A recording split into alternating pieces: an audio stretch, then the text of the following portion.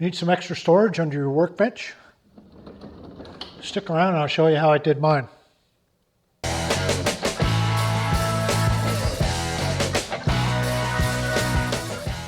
So the first thing I did was verify how much space I had under here.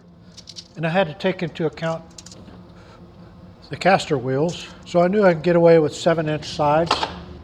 So I set my stop block up to 17 inches and used a 10-inch spacer on my miter saw to cut 8 7-inch pieces of 2x4.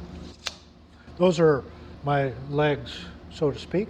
I put these together with my corner clamps, pre-drilling and using 2.5-inch screws.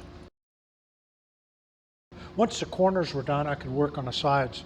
7 inches, so 2 2x4s fit perfectly. You could always use plywood. Just rip a piece of plywood 7 inches, whatever width you need. But as you're putting the sides together, you always want to pay attention to which is the short side and which is the long side on these corners. I put them together, the front and the back being the short side, and then the sides being the longer side. Once the front and the back were assembled, then I could work on the sides. Once you assemble it, you just have to make sure everything's square. And then you could cut a couple pieces of 1/2-inch plywood. Just had some scraps laying around, that's why I cut it into 2 pieces. Be better if you had just 1 piece, but it seems to be doing just fine. I originally put these casters on. These are just something I had in my box to use someday, and that turned out to be a mistake. I couldn't control it coming in and out. It would just float all over the place.